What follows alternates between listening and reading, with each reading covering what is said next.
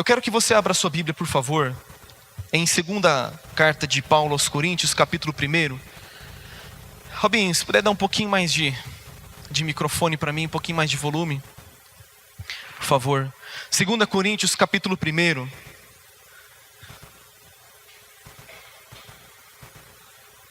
Segunda Coríntios, capítulo 1. Por favor. 2 Coríntios, capítulo 1. Eu quero fazer a leitura com você a partir do verso de número 3.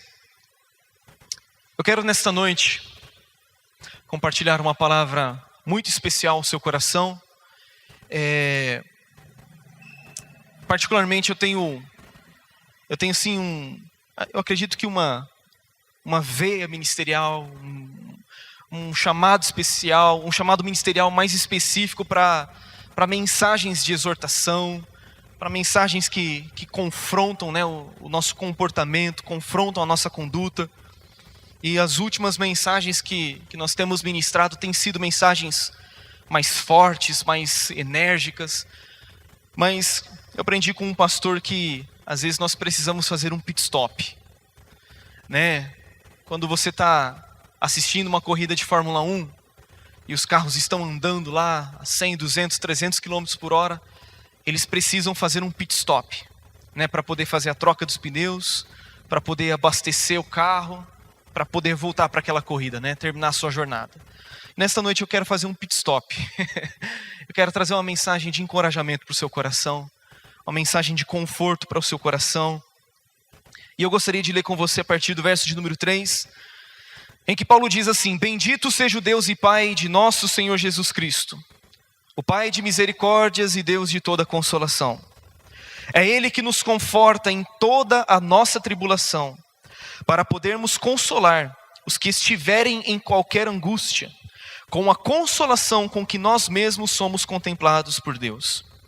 Porque assim como os sofrimentos de Cristo se manifestam em grande medida a nosso favor, assim também a nossa consolação transborda por meio de Cristo. Mas se somos atribulados, é para o vosso conforto e salvação. Se somos confortados, é também para o vosso conforto, o qual se torna eficaz, suportando vós com paciência os mesmos sofrimentos que nós também padecemos. Versículo 7. A nossa esperança a respeito de vós está firme, sabendo que como sois participantes dos sofrimentos, assim o sereis da consolação. Porque não queremos, irmãos, que ignoreis a natureza da tribulação que nos sobreveio na Ásia, porquanto foi acima das nossas forças, a ponto de desesperarmos até da própria vida. Contudo, já em nós mesmos tivemos a sentença de morte, para que não confiemos em Deus, e sim no Deus que ressuscita os mortos, o qual nos livrou e livrará de tão grande morte, em quem temos esperado que ainda continuará a livrar-nos, ajudando-nos também vós, com as vossas orações a nosso favor, para que por muitos sejam dadas graças a nosso respeito, pelo benefício que nos foi concedido por meio de muitos. Meus irmãos, essa passagem que nós lemos, ela nos fala a respeito das tribulações, a respeito das angústias, a respeito dos sofrimentos que nós como cristãos, nós estamos sujeitos a enfrentar. A vida cristã, e não apenas a vida cristã, a vida de uma forma geral, ela não é indolor. Nós passamos por angústias, nós passamos por situações adversas, nós passamos por situações que simplesmente nos oprimem, que nos machucam, que trazem tristeza ao nosso coração. Mas esta passagem também nos fala a respeito de um Deus consolador, um Deus que é a origem, que é a fonte, que é aquele que tem a capacidade de nos confortar em toda a tribulação pela qual você e eu passamos. O apóstolo Paulo vai falar especificamente isso, do versículo 3 ao versículo 11, conforme nós lemos. Ele fala sobre a origem da consolação, ele fala sobre o porquê das tribulações que você e eu enfrentamos, e ele cita também um exemplo muito pessoal, que eu acredito fazer com que você e eu também nos identifiquemos com a vida do veterano apóstolo. Não é o fato dele ser um apóstolo ou o fato que ele era um apóstolo fazia com que ele estivesse livre de circunstâncias adversas. E eu acho interessante que a Bíblia não é um livro de super-heróis. A Bíblia não é um livro que oculta as fraquezas, as falhas, sabe, tantas coisas que homens de Deus enfrentaram, a Bíblia não esconde em nenhum momento. Muito pelo contrário. A Bíblia deixa muito explícito como esses homens viveram e como eles eram semelhantes a mim e a você. E eu quero nesta noite, então, com a graça de Deus, compartilhar com você esta palavra. E o título do que eu quero ministrar é O Deus de toda consolação.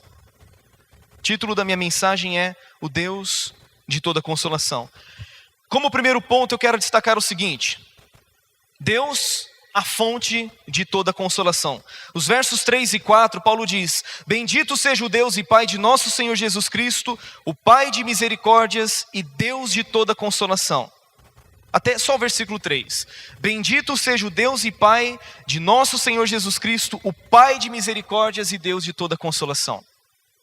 Esta não é a única passagem em que os escritores do Novo Testamento, depois de saudar a igreja para quem eles estão escrevendo, eles trazem uma palavra de louvor e de exaltação ao Senhor.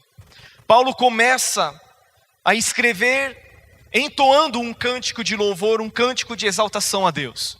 Lá em Efésios capítulo 1, no verso de número 3, ele faz também uma menção de quão grande Deus é. Ele diz: Bendito Deus e Pai de nosso Senhor Jesus Cristo, o qual tem nos abençoado com toda sorte de bênção espiritual nas regiões celestiais. E depois Paulo vai explicar o porquê que ele está louvando a Deus. Ele está louvando a Deus por aquilo que Deus fez no passado, de como Deus nos escolheu em Cristo antes mesmo da fundação do mundo. O apóstolo Pedro, na sua primeira carta, no capítulo 1 e também no versículo de número 3, ele também faz uma menção da grandeza de Deus, ele também bendiz ao Senhor.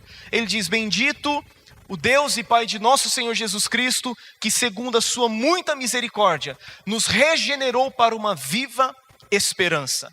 Aqui Pedro, diferente do que Paulo fez em Efésios, que bendisse a Deus por aquilo que Deus havia feito no passado, Pedro está louvando a Deus por aquilo que Deus fará no futuro. Ou seja, nós fomos regenerados para uma viva esperança.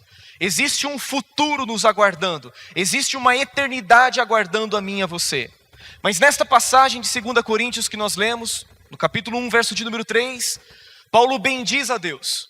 Ele exalta a Deus, não por aquilo que Deus fez no passado, nem também por aquilo que Deus fará no futuro. Mas ele está bendizendo a Deus por aquilo que Deus estava fazendo naquele instante e naquele lugar, naquele presente momento.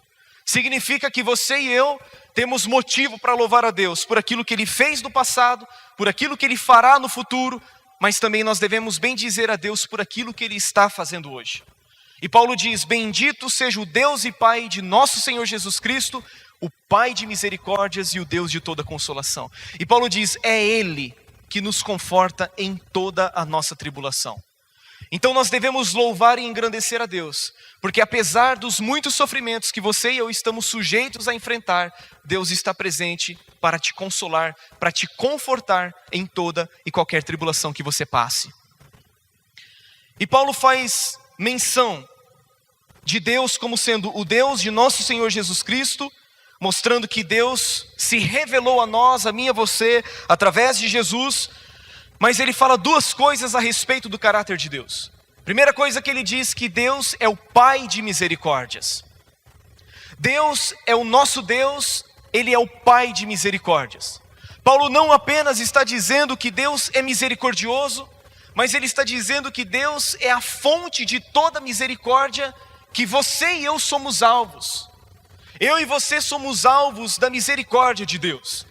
Quando Paulo diz: Bendito Deus e Pai de nosso Senhor Jesus Cristo, o Pai de misericórdias, quando nós entendemos, ou quando nós olhamos a Bíblia Sagrada, nós entendemos que misericórdia é quando Deus não aplica sobre nós aquilo que nós merecemos.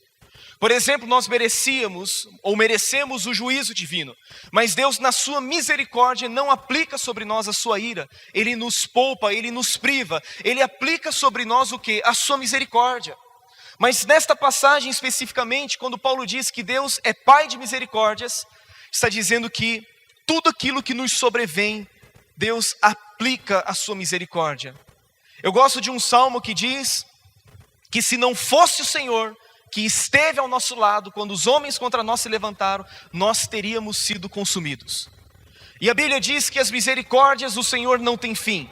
As misericórdias do Senhor são a causa de não sermos consumidos. Grande é a sua fidelidade. As misericórdias do Senhor são novas a cada manhã sobre a nossa vida. E quando fala a respeito da riqueza da misericórdia de Deus, está dizendo que Deus, através da sua misericórdia, Ele alivia o fardo sobre mim e sobre você. Ele não deixa com que as circunstâncias, Ele não deixa com que as situações simplesmente nos consumam, mas pela sua misericórdia nós somos poupados e nós podemos ser renovados a cada manhã da nossa vida.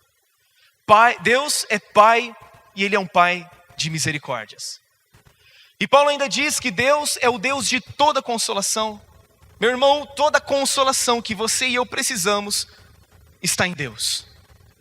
Toda consolação para nós vencermos, para nós triunfarmos sobre as adversidades da nossa vida, essa consolação está única e exclusivamente em Deus.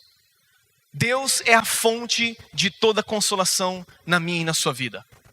E Paulo diz que esse Deus, o Deus de nosso Senhor Jesus Cristo, o Pai de misericórdias e o Deus de toda consolação, Ele é bendito para todo sempre.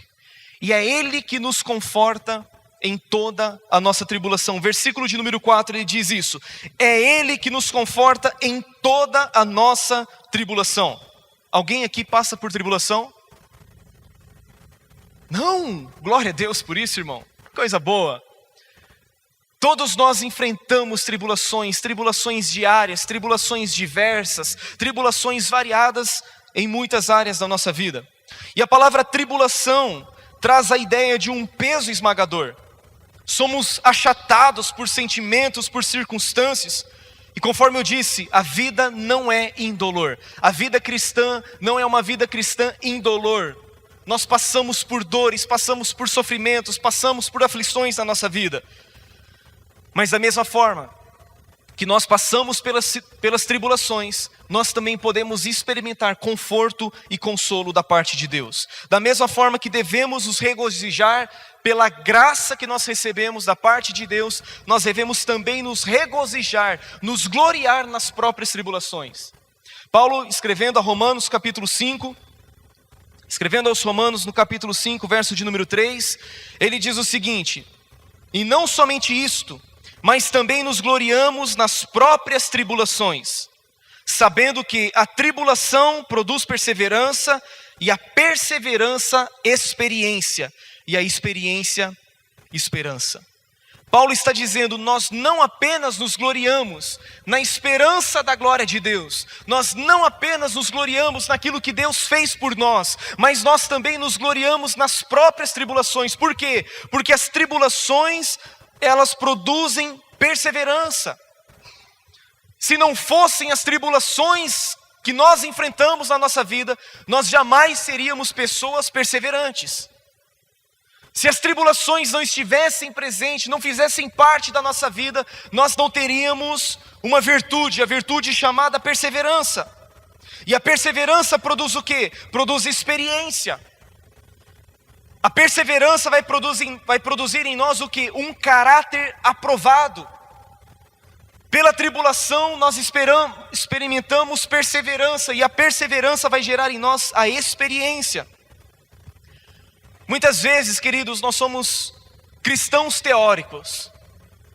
Nós dizemos que Deus é grande, nós exaltamos a grandeza de Deus, dizemos que Deus pode fazer todas as coisas infinitamente além do que pedimos ou pensamos, que Deus está no controle, mas quando a situação bate à nossa porta,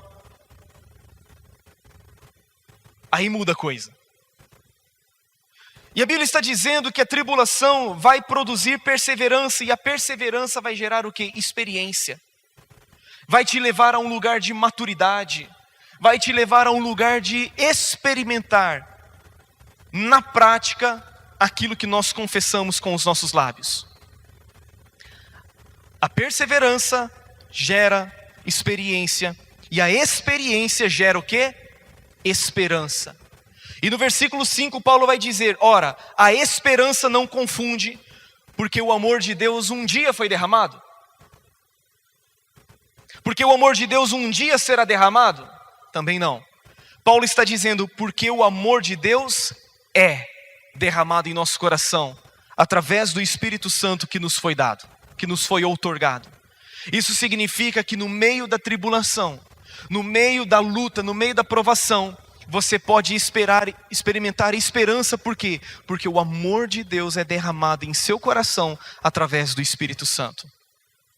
O momento de tribulação, o momento onde você está passando por alguma adversidade, é o momento em que você pode experimentar o genuíno amor de Deus pela sua vida. Porque muitas vezes nós dizemos que o sofrimento é punição da parte de Deus. Nós achamos que a tribulação é Deus nos punindo por algo que nós fizemos. Eu não sei você, mas você já reparou que sempre que alguém passa por alguma tribulação, ou quando você mesmo passa por uma tribulação, ou eu quando passo por uma tribulação, eu penso: Deus, eu acho que eu estou em pecado. Nós sempre pensamos que a tribulação é fruto do pecado. Mas a tribulação não necessariamente é fruto do pecado. Na verdade, todos nós pecamos, né? Então é natural a gente pensar: Deus, será que eu estou em pecado? E Deus olha assim: claro, você peca todo dia, cara. Ou praticamente todo dia. Mas aquilo que nós estamos passando, a tribulação pela qual você e eu estamos passando, ela tem um propósito. Tem o propósito de gerar em nós perseverança. Tem o propósito de gerar em nós experiência. Tem o propósito de gerar em nós esperança em nosso coração. Na tribulação você aprende isso. E muitas vezes também nos esquecemos daquilo que Tiago diz. Tiago capítulo 1, verso 2, ele diz: meus irmãos, tende por motivo de toda alegria o passardes por várias provações, sabendo que a provação da vossa fé, uma vez confirmada, produz perseverança. Ora, a perseverança deve ter ação completa, para que sejais perfeitos e íntegros, em nada deficientes. A Bíblia está dizendo que nós devemos ter, por motivo de toda alegria, o passarmos por várias provações. A grande notícia que eu tenho para você é que as tribulações, as provações da nossa fé, primeiramente elas são passageiras. Tiago está dizendo: tenham por motivo de toda alegria o passardes por várias provações. Significa que a provação que hoje você está vivendo, você não precisa necessariamente viver nela para o resto da sua vida. A tribulação ou a provação da fé, ela tem um prazo de validade, ela tem um prazo estipulado. E a partir do momento em que nós somos aprovados por Deus, nós passamos de estágio, nós passamos de fase, e nós já não precisamos mais repetir aquela mesma provação. Mas Tiago ainda diz que nós devemos ter por motivo de toda alegria o passarmos por várias provações. Ou seja, as provações são variadas. Elas atingem a nossa casa, elas atingem a nossa vida espiritual, as provações atingem os nossos sentimentos, as nossas emoções, as provações e as tribulações, elas atingem a nossa vida profissional, a nossa vida econômica, a nossa vida financeira. As provações são variadas, elas são múltiplas, elas são diversas, mas elas têm como propósito gerar perseverança, e a perseverança tem como propósito fazer de mim e de você homens e mulheres perfeitos e íntegros, em nada deficientes. Não no sentido de não pecar mais, não no sentido de ter vencido completamente o pecado, mas a Bíblia está dizendo ser perfeito e íntegro no sentido de caminhar rumo à maturidade para a qual Cristo nos chamou, em nada deficientes. Então as provações são passageiras, não permanecem para sempre. As provações são variadas, são diversas, mas elas também são pedagógicas, porque elas têm como propósito, como objetivo, levar a mim e a você à maturidade. Eu pergunto, o que seríamos sem as tribulações? O que seríamos se não tivéssemos tribulações na nossa vida? Certamente seríamos pessoas acomodadas. Certamente nós relaxaríamos no nosso relacionamento e na nossa intimidade com Deus. Mas Deus de vez em quando desata uma tribulaçãozinha para quê? Para a gente dar aquela acordada na vida, não é, irmão? Ó, dá uma acordadinha aí, você está dormindo demais, cara. Você está muito sonolento na sua caminhada, então Deus desata algumas tribulações sobre nós. Agora, o melhor de tudo isto é que Deus nos conforta em toda a nossa tribulação. E a palavra conforto significa encorajamento, conforto, consolação, e denota o ficar ao lado de uma pessoa para encorajá-la enquanto estiver suportando pesadas provas. Significa que Deus não é uma fonte passiva de consolo. Deus é o agente ativo de toda consolação na nossa vida. É Ele que nos conforta, é Ele que nos consola, é Ele que nos encoraja em toda a tribulação que você e eu enfrentamos e passamos. O consolo de Deus é realizado na nossa vida. O consolo de Deus jamais será privado na minha e na sua vida. O consolo de Deus é algo presente, é algo real, é algo ativo sobre a sua vida. Você pode dizer amém? Mas ainda, Paulo diz o motivo das tribulações na nossa vida. Ainda no versículo de número 4 ele diz: é Ele que nos conforta em toda a nossa tribulação, para podermos consolar os que estiverem em qualquer angústia, com a consolação com que nós mesmos somos contemplados por Deus. Sabe por que você e eu passamos por tribulação? E sabe por que nós recebemos de Deus o conforto necessário? Porque Deus não apenas deseja intervir na sua vida, mas Ele deseja ser um canal de bênção através da sua vida também. Paulo está dizendo para podermos consolar os que estiverem em qualquer angústia. Olha só, o consolo de Deus é realizado em nós, mas não deve parar em nós. Significa que nós não somos um reservatório, mas nós somos um canal da consolação divina. Somos consolados para sermos consoladores. Deus nos abençoa para nós sermos abençoadores na vida de outras pessoas. Deus deseja nos confortar, não para que a gente fique confortado, não para que a gente fique confortável apenas, mas para que nós possamos confortar outras pessoas em qualquer angústia pela qual elas estejam passando. Qual é o sofrimento que você está passando? Saiba que para este sofrimento você recebe de Deus consolo, você recebe de Deus conforto. E você, por ter recebido de Deus o conforto, você pode ajudar aqueles que estiverem em qualquer angústia. Significa que você, para poder ser um canal de consolo para outras pessoas, você não precisa estar passando pela mesma angústia, pelo mesmo sofrimento que outra pessoa esteja passando. Mas você, por causa da consolação com que você foi contemplado por Deus, você pode consolar aqueles que estão passando por qualquer angústia. E eu te pergunto nessa noite, você conhece alguém que está passando por algum tipo de sofrimento, ainda que diferente do seu? Você conhece alguém que está passando por uma angústia e esta pessoa ainda não recebeu da parte de Deus o conforto? Saiba que você pode confortar alguém com o mesmo conforto que você tem recebido da parte de Deus Pai. Isso significa que nós podemos ser instrumentos de Deus na vida das pessoas. Isso significa que nós podemos fazer das nossas dores, das nossas feridas, um bálsamo de cura para outras pessoas também. Por isso, Deus não desperdiça o sofrimento na vida dos seus filhos. As angústias são pedagógicas, elas têm um propósito. As nossas angústias têm um propósito. As nossas feridas tornam-se fontes de consolo. As nossas lágrimas tornam-se um óleo terapêutico. As nossas experiências se tornam instrumentos de encorajamento para outras pessoas também. Querido, somente alguém consolado por Deus pode consolar uma outra pessoa. Se você está recebendo da parte de Deus um consolo, se você está recebendo o encorajamento de Deus, você precisa ser instrumento na vida de outras pessoas, para que elas também recebam consolo e conforto da parte de Deus. Você nada mais, nada menos do que será um agente de Deus nessa terra. Queridos, eu nunca vi um tempo tão difícil como o nosso, o tempo que nós estamos vivendo. As pessoas estão angustiadas, as pessoas estão sofrendo, a nossa sociedade está cada vez mais doente, cada vez mais enferma. As pessoas estão cada vez mais sofrendo, e eu vou falar um pouquinho disso daqui a pouco. Mas somente alguém consolado por Deus pode consolar outras pessoas também. Significa que nós não podemos ser como uma represa, aonde a água entra e a água fica parada ali. Nós precisamos ser um canal.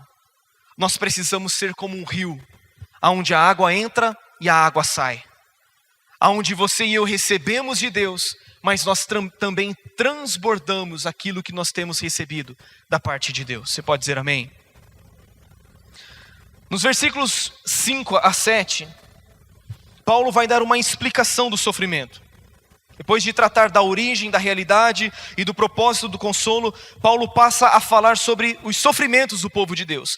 Verso de número 5 ele diz: porque assim como os sofrimentos de Cristo se manifestam em grande medida a nosso favor, assim também a nossa consolação transborda por meio de Cristo. Paulo está dizendo, assim como os sofrimentos de Cristo se manifestam em grande medida. Quando Paulo diz que os sofrimentos de Cristo estão se manifestando, Paulo está dizendo, olha, nós estamos sofrendo pela causa de Cristo. Nós estamos sofrendo por amor a Cristo, por amor ao Evangelho. Nós estamos sofrendo por causa da palavra de Deus. E muitas vezes o sofrimento que você e eu enfrentamos é por causa da nossa fidelidade, por causa da nossa dedicação, por causa do compromisso que nós estabelecemos com Deus. Mas Paulo está dizendo que se os sofrimentos de Cristo se manifestam em grande medida a nosso favor, a consolação também transborda por meio de Cristo. Meu irmão, se o sofrimento sobre a sua vida está sendo em grande medida, saiba que a consolação que você recebe, ela é transbordante. Isso significa que a consolação que você recebe é muito maior do que o sofrimento que você passou. A consolação que nós experimentamos em Deus é muito maior do que o sofrimento que nós enfrentamos no nosso dia a dia. E eu gosto daquela passagem de Jesus, falando para os seus discípulos, ilustrando muito bem isso. Ele diz que a mulher, quando está para dar à luz a um filho, ela sente dores de parto. Ela sente dores de parto, ela sente uma grande angústia. Só que depois ela já não se lembra do seu sofrimento, por causa da alegria que ela tem de ter nascido um homem, de poder ter gerado um filho. Isso significa que as dores de parto, elas não podem ser comparadas com a alegria de ter gerado uma criança. Isso significa que os sofrimentos que nós passamos não podem ser comparados com o regozijo que nós vamos enfrentar depois, que vamos experimentar depois. O consolo que Deus tem para você transborda, é muito maior, não pode se comparar com o sofrimento que você e eu enfrentamos. As tribulações que nós passamos não são maiores do que o consolo oferecido por Deus. O sofrimento que nós temos que triunfar sobre ele não pode ser comparado com a glória que há de ser revelada em nós. Paulo diz isso em Romanos 8,18. Ele diz, olha, se o sofrimento se manifesta em nós, a glória que há de ser revelada em nós será muito maior. Eu tenho por certo que os sofrimentos do tempo presente não podem ser comparados com a glória que há de ser revelada em nós. Ele ainda diz lá em 2 Coríntios 4, que essa leve e momentânea tribulação não pode ser comparada ao eterno peso de glória que está sendo produzido em nós, acima de toda comparação. Isso significa que o consolo que você vai experimentar da parte de Deus, o consolo que você recebe de Deus, é muito maior do que o sofrimento que você está enfrentando hoje. Não desanime, não deixe o seu coração, a sua fé esmorecer. Esse sofrimento, essa tribulação, essa angústia vão passar na sua vida e você não se lembrará das dores de parto que você está enfrentando hoje. Aleluia.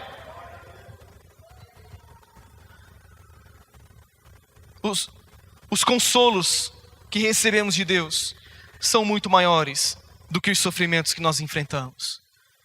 A consolação transborda por meio de Cristo. E Paulo, no versículo de número 6, ele diz, mas se somos atribulados, é para o vosso conforto e salvação. Se somos confortados, é também para o vosso conforto. Paulo está dizendo, olha, o que nós estamos passando é para que vocês sejam confortados. o que nós estamos passando é para que vocês tenham o exemplo. Você já pensou na quantidade de pessoas que você pode ajudar? Você já pensou ou já parou para observar a quantidade de pessoas que estão ao seu lado e estão sofrendo? E você e eu temos experimentado consolo e conforto da parte de Deus. E nós podemos estender isso às outras pessoas também. Estava pensando hoje nesta palavra.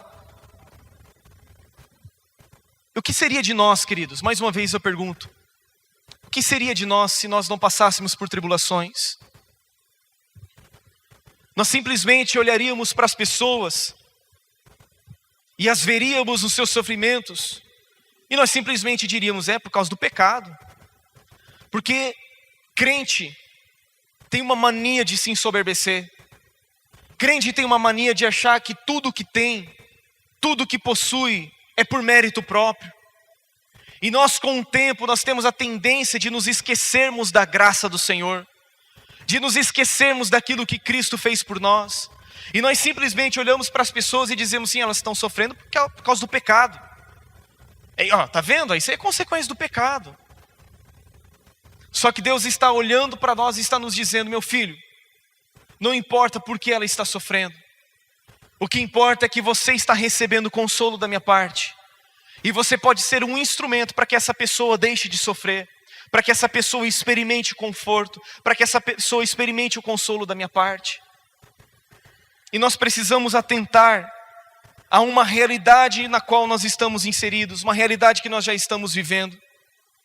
Conforme eu disse, a nossa sociedade está cada vez mais doente, está cada vez mais enferma. No início da nossa década, a OMS, a Organização Mundial de Saúde, ela já dava uma estimativa de que 20% da população já estava sofrendo com problemas depressivos. No início da nossa década. E segundo eles, a depressão aumenta na proporção de 1% ao ano. Ou seja, hoje nós estamos beirando aí a quase 30% da população mundial que sofre com este mal, chamado depressão. E segundo essa mesma organização, a previsão era de que até 2020, isso já está quase chegando, a depressão seria a pior doença de todo mundo. A doença que mais acometeria pessoas, que mais alcançaria pessoas no mundo inteiro. Eu tenho assim a convicção de que isso já alcançou. Isso já chegou, aliás. As pessoas estão cada vez mais deprimidas. As pessoas estão cada vez mais vazias. As pessoas cada vez mais estão carentes de entender, sabe, o real significado da sua existência. O real propósito da sua vida aqui na terra.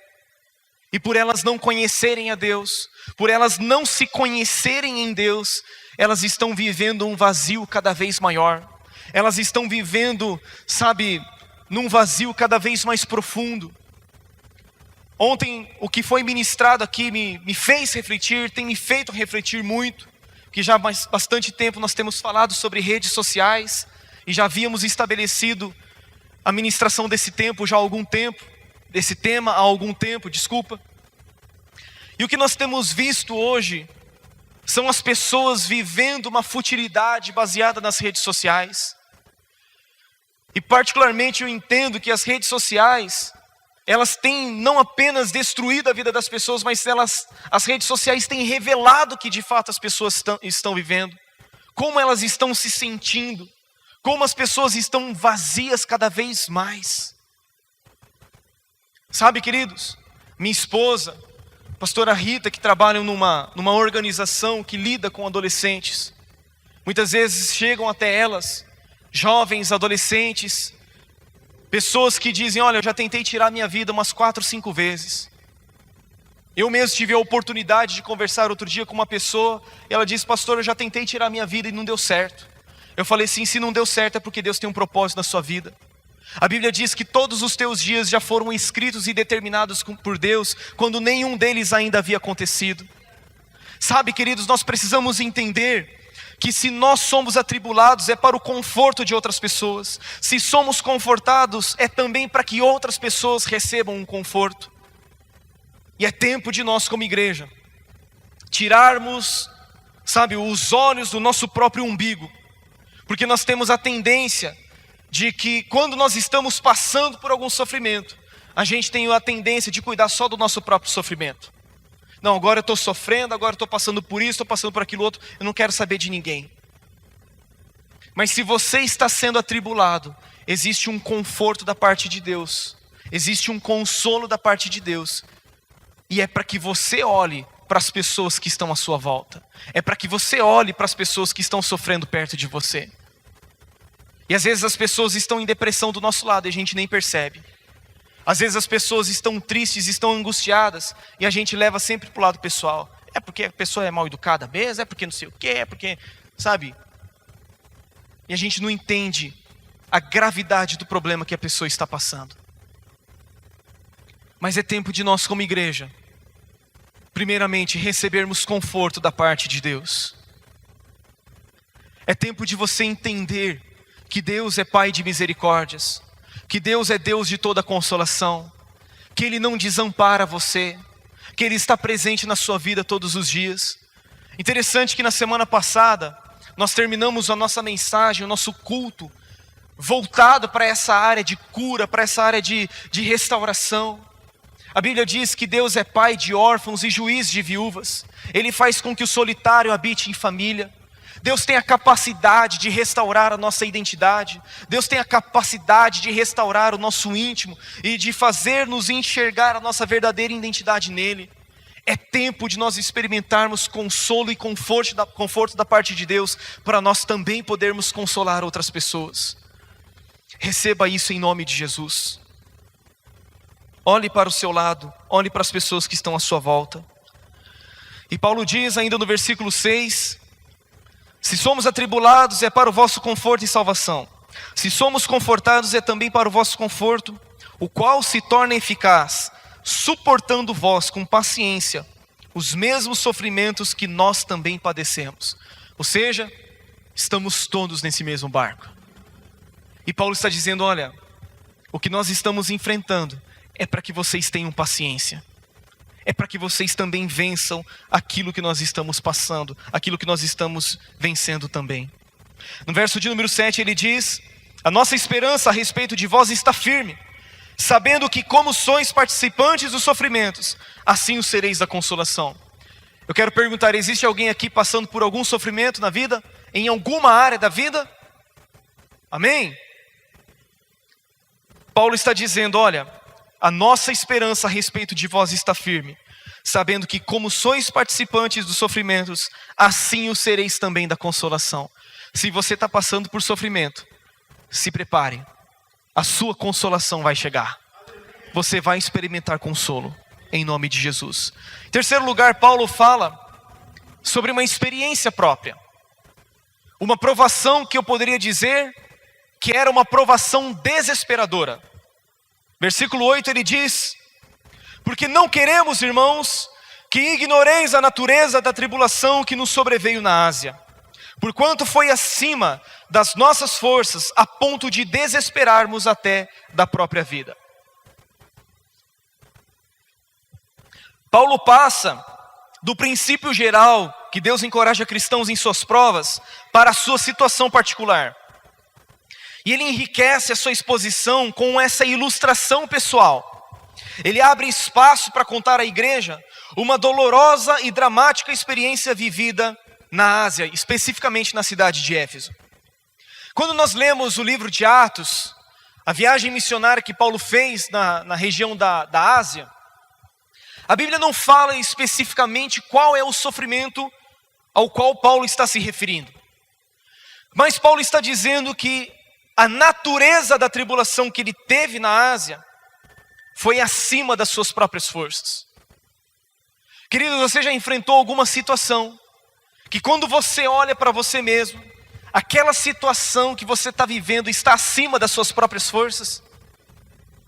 É como se você pudesse dizer o seguinte: olha, eu não aguento mais, eu não suporto mais isso. Paulo está dizendo: eu não quero que vocês ignorem a natureza da tribulação que veio sobre nós na Ásia. Por quê? Porquanto foi acima das nossas forças.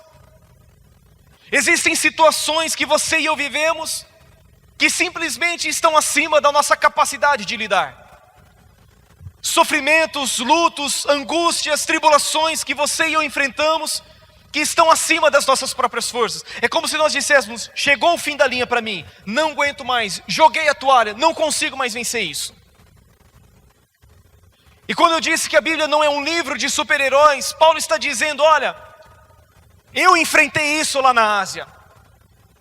O experiente apóstolo, escritor de quase metade do Novo Testamento, alguém que viu a Jesus ressurreto, alguém que foi até o terceiro céu, que foi levado até o paraíso, alguém que viu coisas inefáveis aos quais ao homem não é lícito referir. Paulo está dizendo: mesmo eu, alguém que tem revelação, alguém que trabalhou muito mais do que todos os apóstolos, alguém que fez coisas extraordinárias, Paulo está dizendo: olha, o que eu enfrentei lá na Ásia foi acima das minhas próprias forças. Eu te pergunto, o que dirá nós, irmãos? Nós não somos infalíveis. Aliás, nós somos totalmente falíveis.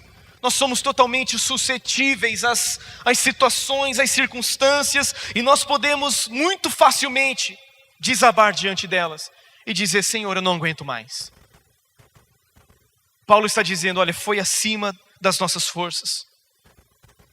Eu gosto de um exemplo do Antigo Testamento, que está no primeiro livro de Reis, no capítulo 19, a respeito de talvez aquele que seja o maior de todos os profetas do Antigo Testamento, que é o profeta Elias.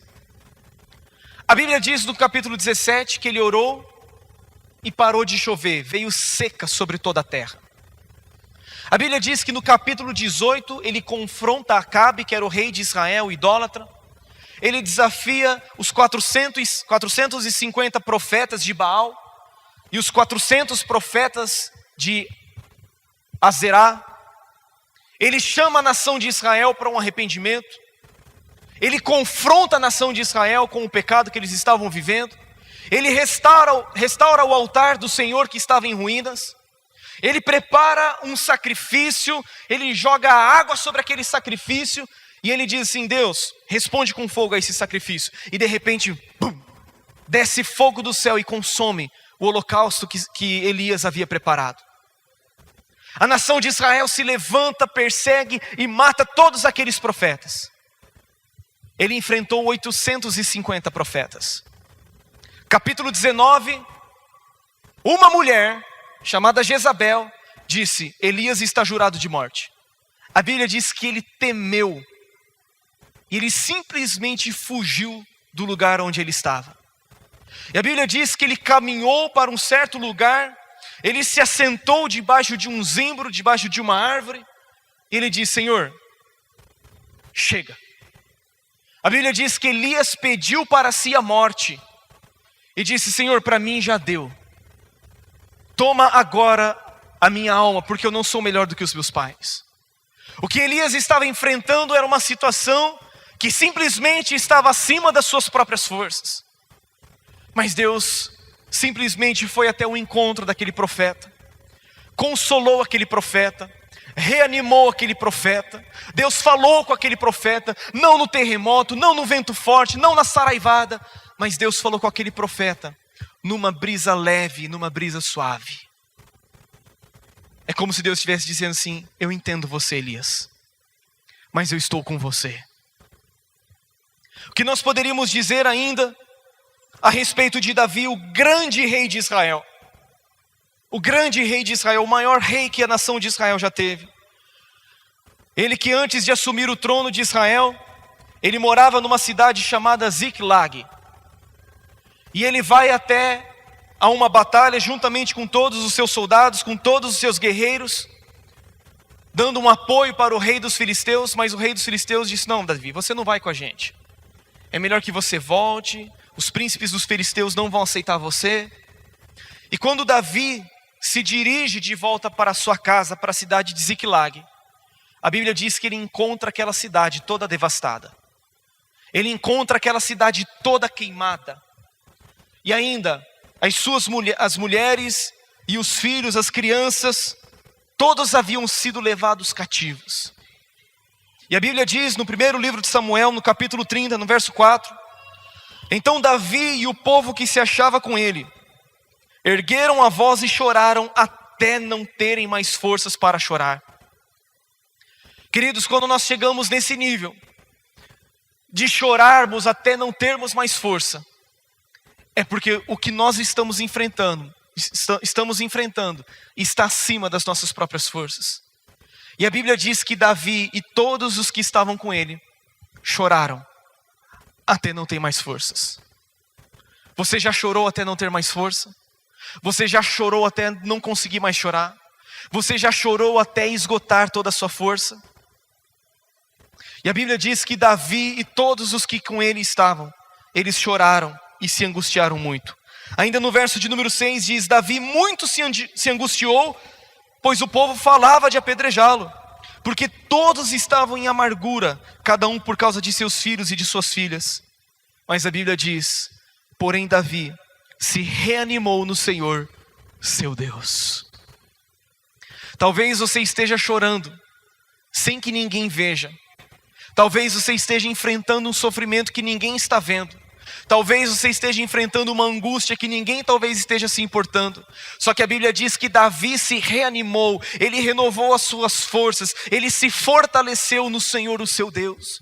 E assim nós também, quando nós enfrentamos situações que estão acima das nossas forças, quando nós choramos até não termos mais forças, existe uma força celestial, existe uma força que vem do alto, existe um conforto que vem sobre o nosso coração, e este conforto é que nos reanima e nos faz nos levantarmos.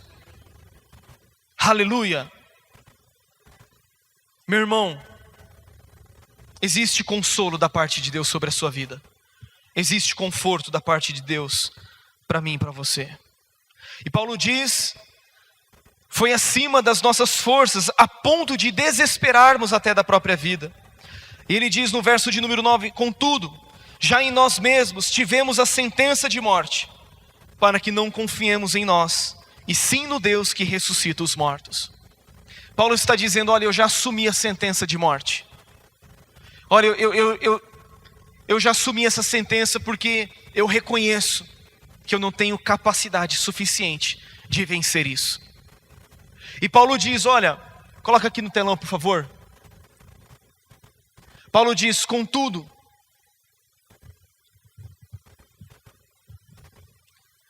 já em nós mesmos tivemos a sentença de morte, para que não confiemos em nós. Sabe por que muitas vezes nós enfrentamos situações, e essas situações estão acima da nossa própria força? Para que a gente deixe de confiar em nós mesmos. Meu irmão, pare de confiar em você mesmo. Pare de confiar no seu próprio taco. Pare de confiar na sua própria capacidade. Bom, olha, se Deus não fizer, pode deixar que eu resolvo. Porque se Deus não intervir, pode deixar que eu me viro, pode deixar que eu faço. E Paulo está dizendo, olha, eu assumi essa sentença de morte, para quê? Para que eu não confie em mim mesmo, e sim no Deus que ressuscita os mortos. Paulo está dizendo, ainda que eu tenha uma sentença de morte, eu estou confiando no Deus que ressuscita os mortos. Paulo está dizendo, olha, ainda que haja em mim essa sentença, ainda que eu morra, ainda que eu experimente a morte, existe um Deus poderoso que ressuscita os mortos. Paulo está dizendo, eu estou experimentando, ou estou pronto para experimentar o poder da ressurreição, o Deus que vivifica os mortos, o Deus que ressuscita os mortos. Outro dia nós ministramos sobre o poder de Deus que habita em nós, e é o mesmo poder que ressuscitou a Jesus dentre os mortos. Meu irmão, o único Deus sobre todo o universo que é capaz de ressuscitar os mortos é o Deus dos exércitos de Israel, é o Deus e Pai de nosso Senhor Jesus Cristo. Nenhuma outra religião tem um Deus como o nosso, que tem a capacidade, que tem o poder de ressuscitar os mortos. Somente o nosso Deus ressuscita os mortos. E Paulo diz em Romanos capítulo 8, se em vós habita o Espírito daquele que ressuscitou a Jesus dentre os mortos, esse mesmo Espírito que trouxe a Jesus dentre os mortos, vivificará o vosso corpo mortal e vivereis. Queridos, habita em nós o poder da ressurreição, habita em nós o Deus que traz à existência as coisas que não existem, habita em nós o Deus que vivifica os mortos, o mesmo Deus que fez com que Abraão e Sara experimentassem o poder da ressurreição, o mesmo poder que ressuscitou a Jesus dentre os mortos, esse poder habita em mim e habita em você. Deixe de confiar em você mesmo, deixe de ser autossuficiente, deixe de ser autodependente, pare de confiar na sua própria força, pare de confiar na sua própria capacidade, pare de confiar no seu próprio diploma, pare de confiar na sua experiência, comece a confiar no Deus que vivifica os mortos. Abra mão, joga a toalha, diz assim: Deus, eu não posso, eu não consigo, não que eu seja capaz de pensar coisa alguma, mas a minha suficiência vem de Deus, Ele que nos habilitou e nos fez ministros de uma nova aliança. A nossa suficiência vem de Deus em todos os aspectos da nossa vida. Nós não podemos, mas Deus pode. E Paulo está dizendo que esse Deus que ressuscita os mortos, versículo de número 10, ele diz: o qual nos livrou e livrará de tão grande morte. Paulo está dizendo: o qual nos livrou. Ou seja, Ele fez no passado. Ele fez grandes coisas na nossa vida, já não já? O qual nos livrou, mas Paulo diz, e livrará de tão grande morte. E ele diz, em quem temos esperado, que ainda continuará a livrar-nos. Sabe o Deus que te livrou lá no passado? Sabe o Deus que interviu naquela situação lá atrás? E nós crentes, nós temos memória fraca. Eu não sei o que acontece, irmãos, mas parece que aquilo que Deus fez no passado, parece que esgotou as forças de Deus. E aí quando nós vemos uma nova circunstância diante de nós, nós pensamos, mas será que Ele vai fazer o que Ele fez lá atrás? Mas será que Ele vai fazer de novo? Mas será que dessa vez Ele não vai falhar? Mas será que dessa vez Ele vai me desamparar? Não, querido. Paulo está dizendo, o qual nos livrou, e Ele continuará a nos livrar. Ele vai continuar fazendo aquilo que Ele fez outrora. Ele continua sendo o mesmo. Ele continua fazendo as mesmas coisas que Ele fazia no passado. Ele continua livrando o seu povo. Ele continua trazendo intervenção sobre o seu povo. Ele continua sendo poderoso. Ele continua abrindo o mar, não de uma forma literal, mas Ele continua abrindo o mar diante do seu povo. Ele continua abrindo o rio Jordão, não de uma forma literal, mas diante das situações, os desafios de fé que nós temos. Ele continua fazendo chover maná do céu. Ele continua, sustentando a minha e a sua vida. Ele continua te livrando, Ele não deixou de te livrar, Ele vai continuar te livrando. Mantenha a sua esperança em Deus, mantenha a sua confiança no Deus Altíssimo, mantenha a sua confiança no Deus que ressuscitou a Jesus, mantenha a sua confiança naquele que te livrou no passado. Se Ele tirou você da condenação do pecado, se Ele tirou você da condenação do inferno, se Ele não negou o seu próprio filho, se Ele não poupou o seu próprio filho, antes por todos nós o entregou, como não nos dará graciosamente com Ele todas as coisas? Se Ele não poupou o próprio filho, se Ele não poupou aquilo que era mais importante para Ele, que era o seu próprio filho, você acha que Ele não dará graciosamente com Ele tudo aquilo que você e eu necessitamos? O Deus que nos livrou e que continuará nos livrando também, é esse Deus que nós devemos esperar continuamente na nossa vida. E Paulo diz, concluindo no versículo 11, ajudando-nos também vós, com as vossas orações a nosso favor. Paulo está dizendo, olha, nós estamos esperando em Deus, mas nós precisamos da oração de vocês também. E não são poucas as vezes em que Paulo pede para que a igreja ore por ele. Isso significa que a oração do justo pode muito em seus efeitos. Isso significa que mesmo que nós estejamos esperando em Deus, nós precisamos orar também uns pelos outros, para que aquilo que Deus quer fazer se realize, se concretize na nossa vida. E Ele diz para que por muitos, sejam dados graças a Deus a nosso respeito, pelo benefício que nos foi concedido por meio de muitos. A sua oração é importante por aquele que está sofrendo. Da mesma forma que a oração de outros também é importante para mim e para você. Deus é aquele que nos livra. Deus é aquele que nos consola.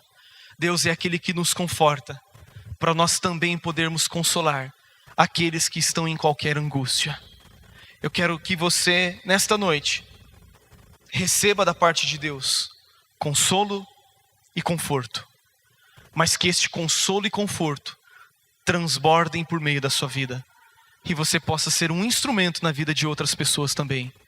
Em nome de Jesus, vamos ficar em pé para nós orarmos.